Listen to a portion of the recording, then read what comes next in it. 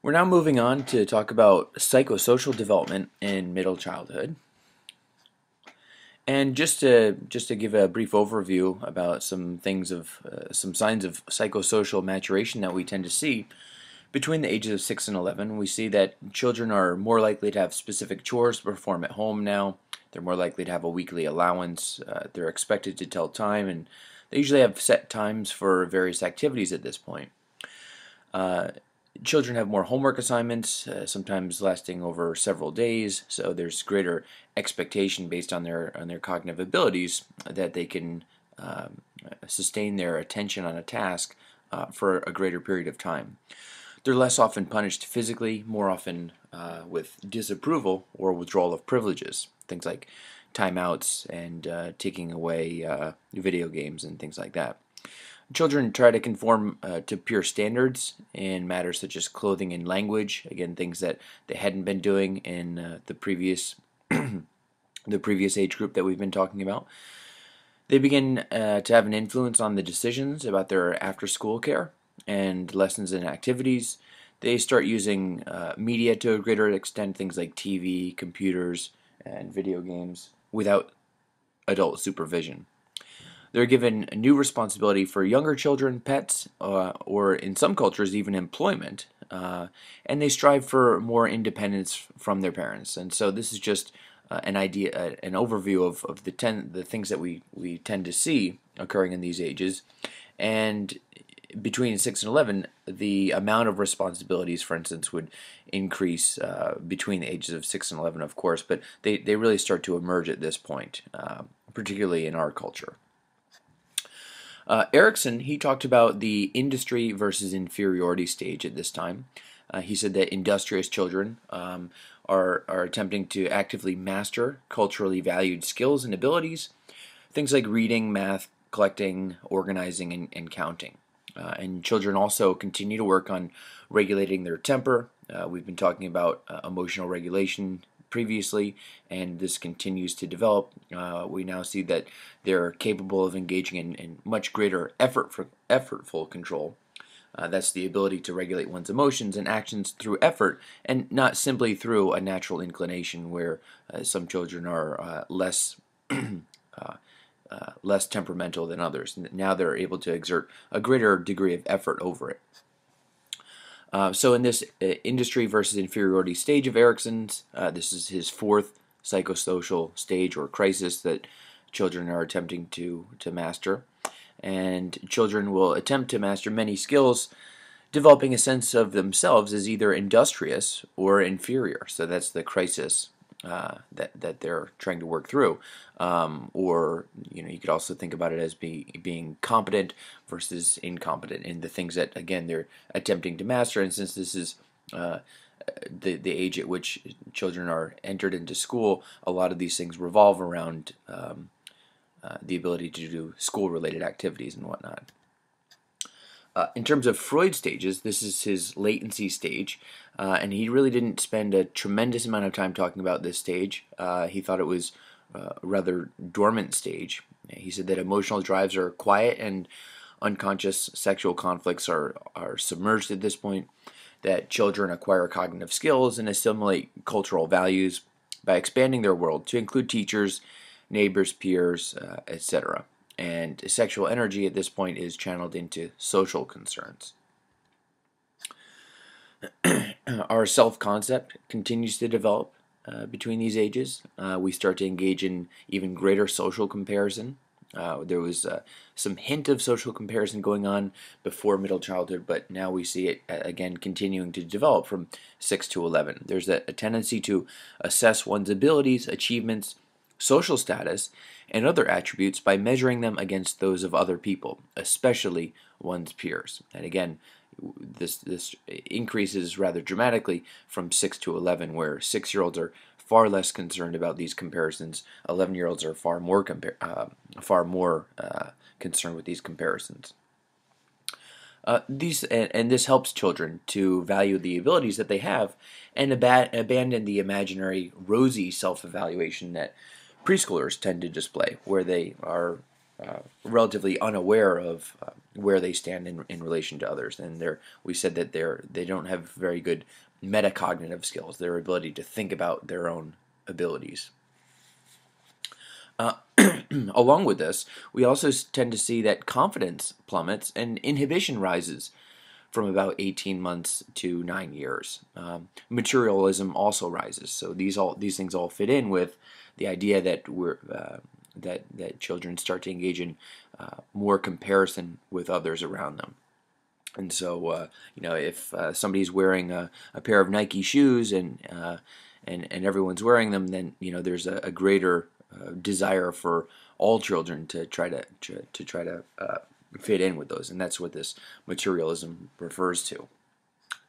So we can see in this graph here that based on parents' ratings of their children's level of confidence and inhibition, the percent of parents rating 18-month-old children as being confident, it's about 30%, but drops to about only 10% from the age of 8 to 9, and it's a relatively linear decline that we can see here in confidence. Inhibition is a bit more gradual from 18 to 18 months to 4 or 5 years old, and then there's a marked increase between 4 to 5 and 8 to 9. And once again, this has quite a bit to do with the development of the prefrontal cortex, both of these two. Fortunately, although there are a number of concerns that might be present in middle childhood that are not as salient in early childhood, most children do display resilience, and resilience can be defined as the capacity to adapt well despite significant adversity to overcome serious stress. And it's important to keep in mind that resilience is dynamic. A person may be resilient at some periods, but not at others. It's a positive adaptation to stress. If rejection by a parent leads a child to establish a closer relationship with another adult, then that child is demonstrating resilience.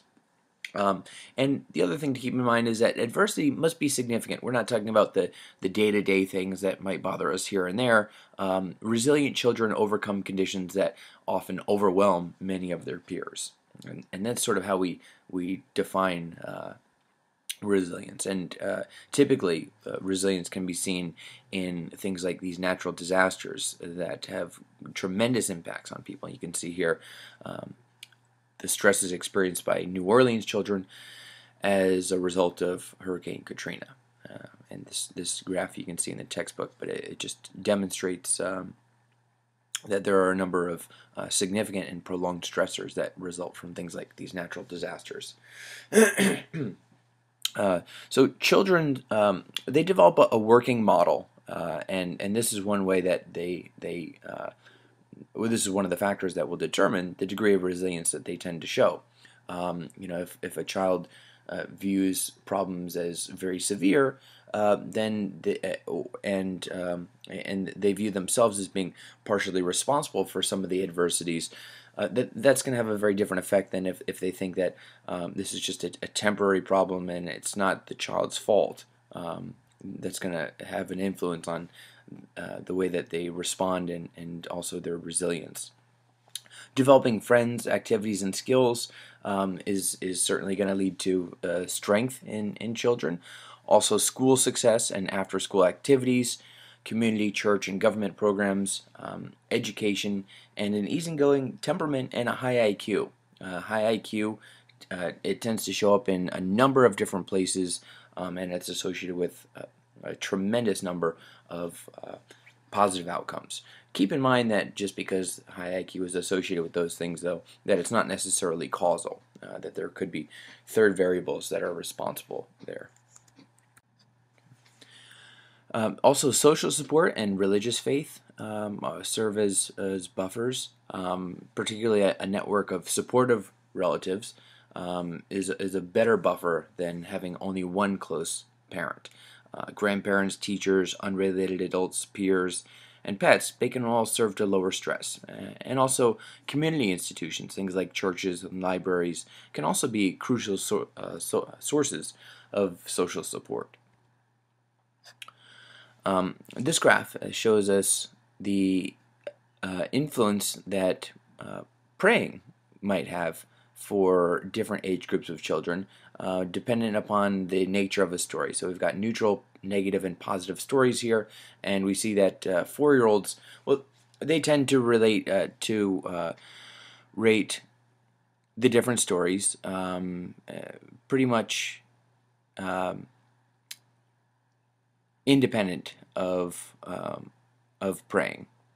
So that is, negative stories are rated as the same. Neutral stories are a little bit better, and positive stories are even better. So not much of an effect on negative stories from praying, but we see that that changes quite a bit with 8-year-olds. 8-year-olds actually rate the effect of prayer as being better than for both neutral and positive stories. And a similar pattern is seen in adults, although there's not much difference here between the positive and the neutral stories. So basically this graph is indicating that the effect that prayer has varies as a function of the age of the individual. So when we try to understand what effect families and environments have, and we saw that Fox video, and it looked like there was very clear and convincing evidence that genes play a very powerful effect on behavior. That was in the foxes, but genes affect half or more of the variance for almost every trait. And just to remind everyone what we mean when we say affect half or more of the variance, we're not saying that half of your behavior is due to genetics. We're saying that half of the variability that we see in a behavior. So if we're talking about the behavior of aggressiveness, people differ in how aggressive they are. If we have got a group of 100 people and they all are somewhat different from one another in terms of their level of aggression, we can explain half of the variability that we see in people's aggression based on differences in genetics. Okay, so that's not to say that any one individual is as aggressive as they are because of 50% of their genes, but rather the variance in aggressiveness among a group of people can be explained by genetics. And so that means that there's usually a strong environmental component as well. And we could break up the environmental component into two different types of influences. There's the influence of shared environment. So for example, children raised by the same parents in the same home, theoretically, they are sharing some of their environmental experiences. Again, if I live in the same home as someone, I'm going to have somewhat similar experiences with them relative to somebody that I don't share a home with. Yet, the influence of shared environment seems to shrink with age, which is interesting. The effect of non-shared environment, for example, friends or schools, things that we don't necessarily share in common with our relatives, for instance, those effects tend to have an increased effect as we get older. However, these studies, these attempts to try to understand the differential effect that genes and environment play are very difficult and complex. They're not nearly as straightforward as they may sound. And part of the reason for that is that children raised in the same households by the same parents do not necessarily share the same home environment. That is, parents respond to each of their children somewhat differently. And on top of that, changes in the family affect every family member differently. It depends on one's age and or gender. So male, there are well-known sex differences between the way that males and females react to certain things. And so, your brother can't be compared to a sister because of the different effect that sex might be having there. It might not be anything having to do with genes or the environment. It might have more to do with one's gender or the age at which somebody experienced a certain event. So, if I was 2 years old when my parents moved and my brother was 10 years old, you can imagine that that's going to have a much greater effect on my 10-year-old Okay, so family function has a tremendous effect. Even though genes are exerting a very strong function, family function is very important. And the family function, this refers generally to the way a family works to meet the needs of its members. And what the basic necessities that children need families to do, in addition to providing, the basics like a home and food and things like that. They need the basic material necessities. They also need families to encourage learning, to help them develop self-respect, to help nurture friendships, and to foster harmony and stability. So family structure, in relation to family function, it refers to the legal and genetic relationships among relatives living in the same home. It includes things like the nuclear family, the extended family, step family, and so on. And we'll talk about a few of these. This is a table 8.3 rather, that shows the common family structures with percentages of U.S. children, particularly for the middle childhood age group here. You should take a look at this table in the textbook, but we're going to talk specifically about some of the more common ones. So a household, this is composed of people who live together in the same home. Okay, not necessarily family members, just people who live together in the same home. Two or more people who are related to one another is the most common, although a household could be one person living alone, or it could be non-relatives living together. And particularly college students are probably most likely to be non-relatives living together. Having a roommate that is not a relative, or perhaps romantic partners who are living together, though not married. Family household includes at least one parent and at least one child under age 18. This accounts for about 2/3 of the households in the United States, so by far the most common. So we can see here that of the 68% of the U.S. households that consist of families, a large portion of those include one or more school-age children. So again, households with at least one school-age child make up about 30%, family households with no school-age children about 38%, and then non-family households make up about 32%. The nuclear family, this is a type of two-parent family, a family that consists of a father, a mother, and their biological children under age 18. Some characteristics of nuclear families are that they tend to be wealthier, better educated, healthier, more flexible, and less hostile. Biological parents tend to be very dedicated to their offspring, and similar advantages occur for children who are adopted. So it's not just the biological component of the relatedness, because we see similar types of these advantages for children who are adopted. Families headed by gay men or lesbian women make up a very small proportion, less than 1% of U.S. households, and many have children, either from a previous marriage or assisted reproduction or sometimes even adoption. And the strengths and weaknesses are similar to those of heterosexual families. So really, the quality of children's relationships with their parents is much more important than their parents' sexual interactions or the family structure or even the household status. These children, they tend to have, they tend to grow up very similarly to children raised by heterosexual couples. Step families, this has become more popular over the years.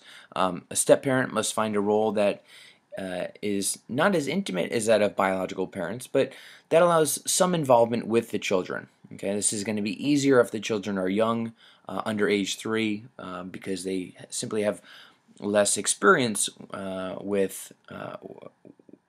in not having a step parent around.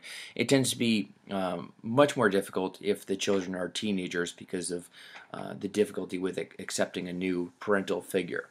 A blended family is a step-parent family that includes children born to several families, such as the biological children from the spouse's previous marriages and the biological children of the new couple as well. Single parent families are families that consist of only one parent and his or her children under age 18.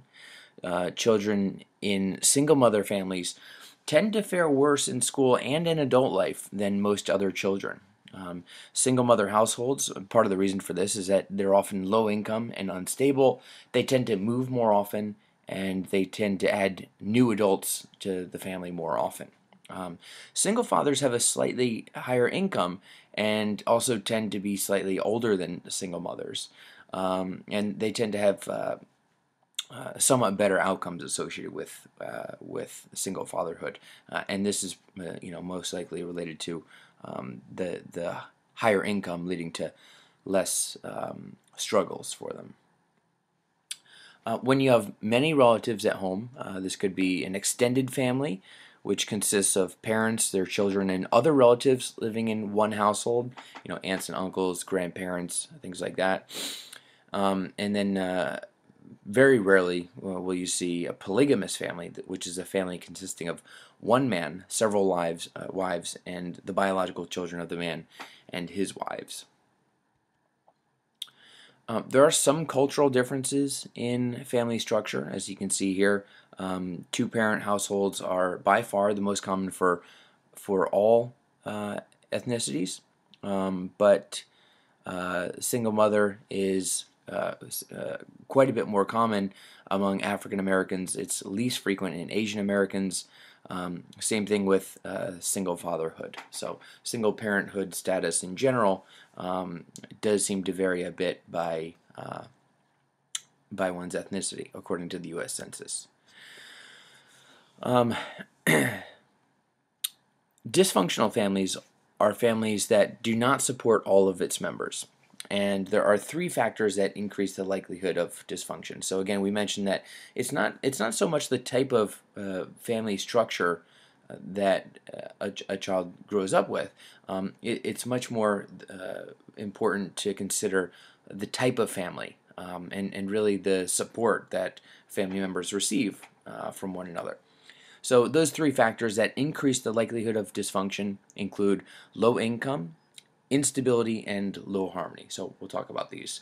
Low income. Why is this? Why is this harmful for children? Well, according to the family stress model, the crucial question to ask about any risk factor, whether it's poverty, divorce, job loss, or eviction, is whether or not it increases the stress on the family, and that if adults have a stressful reaction to poverty, that's actually the crucial factor in determining the effect on the children. So really it's not income per se, but rather the stress that parents display, the stressful reaction that they display, that seems to be the more important factor that may cause adverse effects on the children. Instability. So children in middle childhood, they prefer continuity, and so upsetting changes include things like moving to a new home, being sent to a new school, and also changes in the family structure. All those things are components of instability in a home. And adults might not realize that these transitions affect school children. After all, adults typically, when they move, are sometimes moving because they got a better job, they're moving to a nicer neighborhood, something like that, although it doesn't always have the same effects on school children that adults might anticipate. In other words, moving to a nicer neighborhood might mean for a child losing a bunch of friends that they had made in their old neighborhood. And harmony, children also feel a need for harmony, and parents who habitually fight are more likely to divorce, move, and otherwise disrupt the child's life. Remarriage of divorced parents is often difficult for children due to things like jealousy, stress, and conflict. And children frequently suffer if parents are physically or verbally abusive to one another. So it's not just being abused themselves, it's also seeing abuse taking place in between their parents that can be harmful to a child. Peer groups become more and more important as children get older.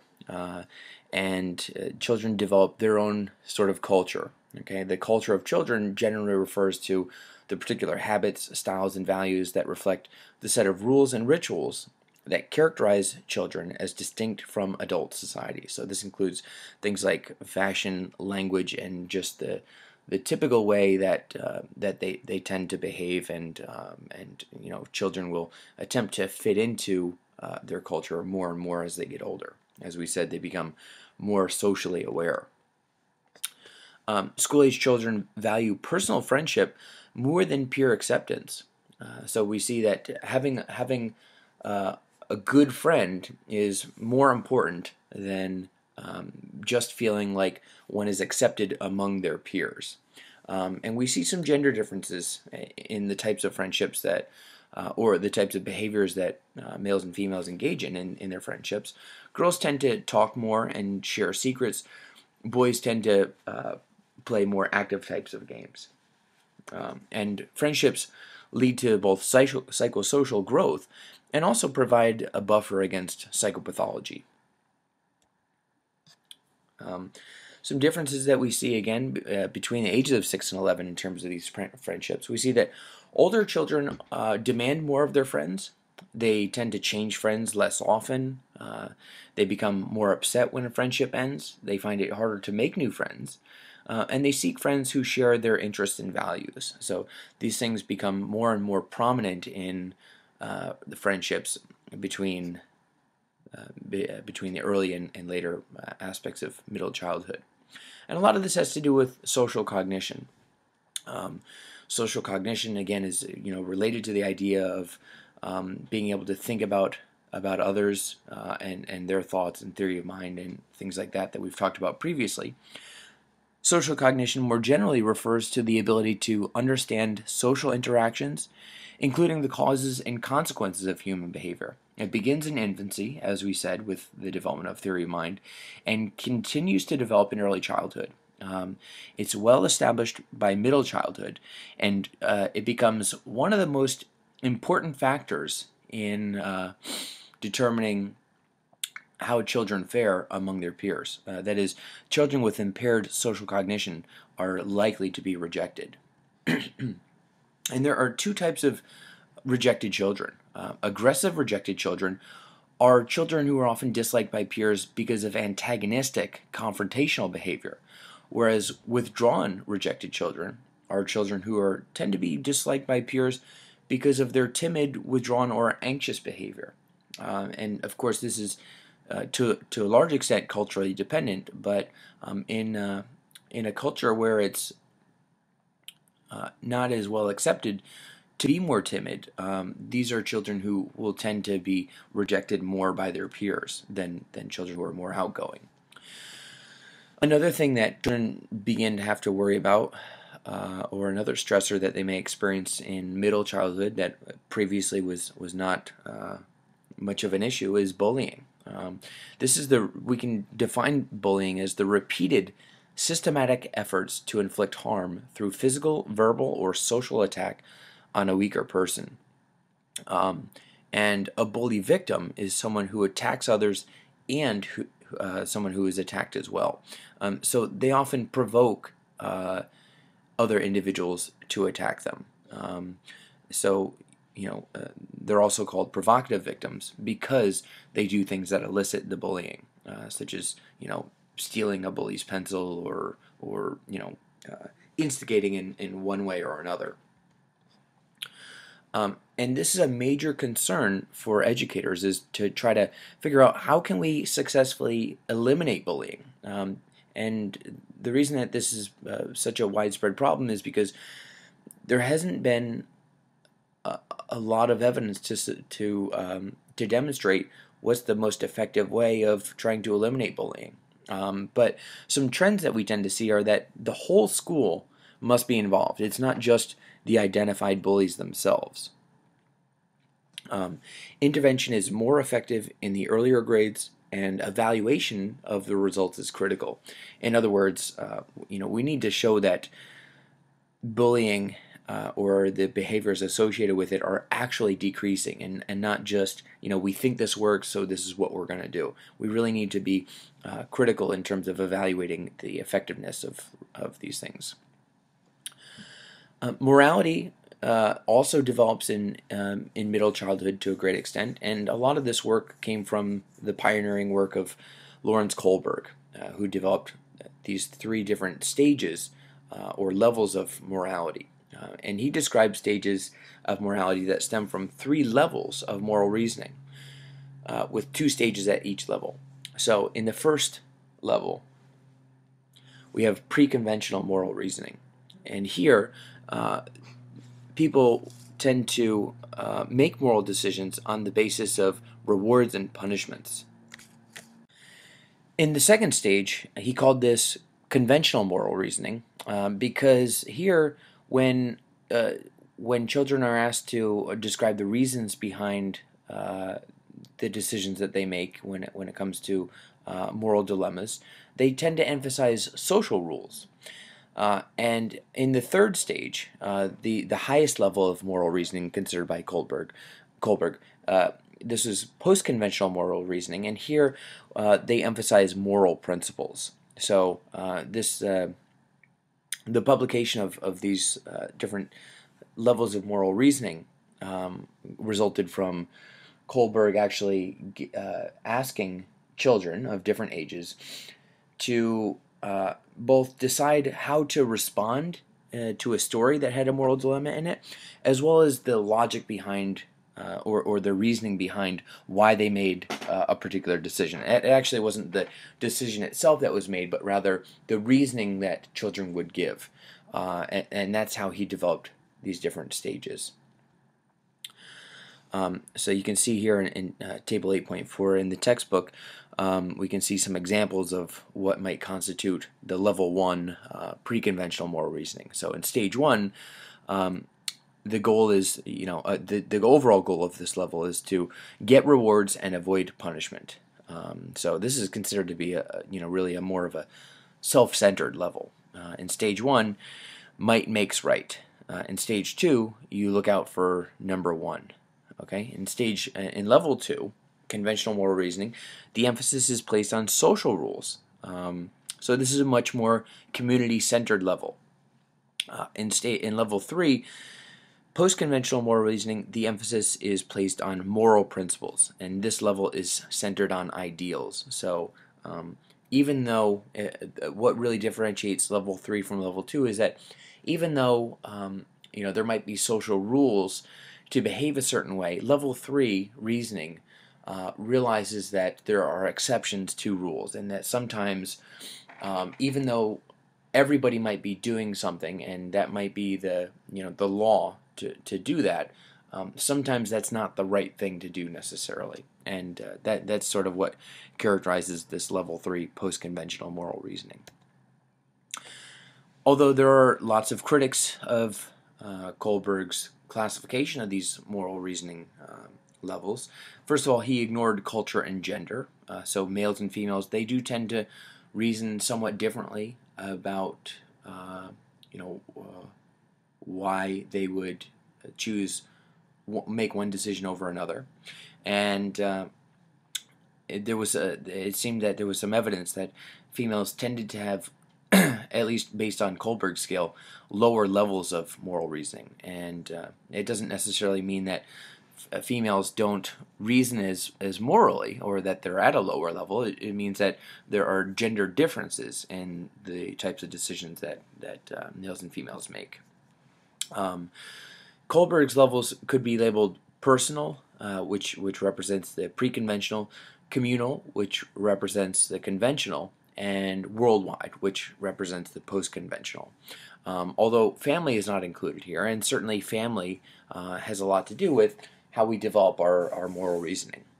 So, again, the problem with his original research was that it was based on all boys, and so that's a big part of the reason why these findings don't apply particularly well to females, is because there were no females involved in that study, and so you don't really have a standard for comparison with females on the basis Kohlberg's reasoning, although certainly subsequent research has demonstrated that there are differences in the way that males and females respond, and those differences do not necessarily represent deficits.